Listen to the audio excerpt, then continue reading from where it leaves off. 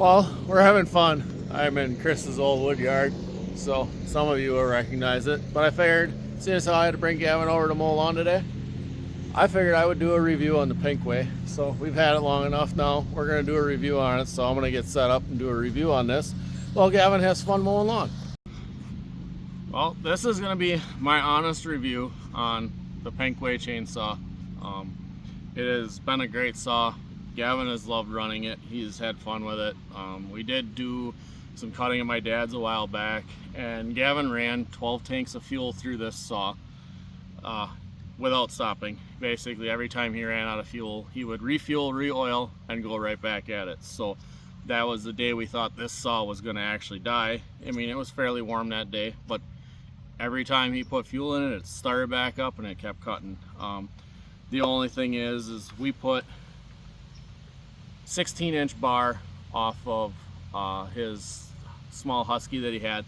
So we put a shorter bar with a better chain on it, which needs to be sharpened, but that's because he had just used it not that long ago. So, but it is far better with the shorter bar on it. The 20-inch bar that came with it, it works, but it was a little bit of a big bar, I think, for this saw. And the chain that came with it, that chain was like taking a butter knife and trying to cut a log. You'd sharpen it, it'd be sharp for about 2 cuts and then it would be dull. But when you buy you could buy a better chain for it probably and put it on the 20-inch bar, would probably work just fine. But I had a smaller bar off of a Husky that fits, the oil holes lined up, so I just put a different bar on it. And the only thing we've said with this saw is it's going to probably die of dust inhalation. It's not the greatest of air filters. Underneath this air filter, there's literally just a little rubber seal, which obviously doesn't stand there very well because I just dropped it, but that's what seals on top of the carburetor. After we were done cutting, there was a bunch of sawdust in here. We got it all cleaned out, so I did look in the cylinder. It still looks good in the cylinder, so it's not scored. So it's gonna live another day, but I'm sure one of these days, all of a sudden it's just gonna die, which it's gonna happen. It's just a matter of when, but we're gonna keep using it until then. So one of the things that we've liked about this saw, I mean, it's just got a real simple on and off switch.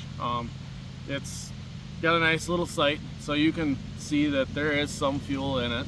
So it is kind of one of them where you can look at it, oh, okay, I'm gonna have enough to make a few cuts, whatever. One thing we did find with it being, you know, it has the easy start on it. You don't have to just yank on it like you would a normal saw. I mean, it's just a simple pull like that is all it takes to start it. Obviously I had the switch off so it won't start, but anytime we've gone to start this saw, it has always started on probably the second to third pull every time. It has always started good. It's different getting used to that, not having to yank and pull as hard, where it's literally you just pull it over and it takes off. I mean, it's an easy start. It works great. Gavin had a little bit of issues with it at first because he was trying to pull it like he would a normal saw. Now that he's learned that you don't have to pull it like a normal saw, it actually starts for him real well. So the brake, it does work. It is probably not the best design in the brake. I mean, it's a lot of plastic components that probably are going to break over time. As far as where you get parts for it, I don't think I would buy parts for a saw that was $120. If something breaks on this saw and we feel we need another saw like this around, we'll probably just buy another $120 saw. But I do like my other saws. I like my bigger saws. I even like my battery saws, but this one here, it does work. It does do what you need it to do. For the average homeowner that would have a tree come down in their yard during a storm, this is a $120 some saw. I think it was like $130 by the time it was shipped to us. It's a great saw that a homeowner could buy this saw. They could use it to clean up a tree that blew down in a storm. They could put it in a rummage sale and sell it for a couple bucks, or they could just throw the thing away. I mean, it's one of them where it's probably still going to be cheaper than if they had a tree service come out and clean it up. which, I mean, being that Adam and I do a tree service, I mean, I don't think that's really one of the things that, you know, I would care about. I mean, if somebody had a tree come down, they called us, they wanted us to come clean it up, we'd go clean it up. If they wanted some advice on what they could do to clean it up themselves, I would recommend them to buy a saw like this. They could use it. When they're done with it, they can dispose of it. The only thing I'd recommend is, you know, buy a pair of chaps, because, you know, a pair of chaps, yes, they're $50, $60 for a pair of chaps, but it's way cheaper to wear a pair of chaps than it is to take the ER visit, because ER visit's going to cost you well over $500. So, I mean, just a simple thing is a pair of chaps, you know, gloves. I mean, a lot of times I wear a thin pair of gloves. I found myself wearing them more and more than what I used to.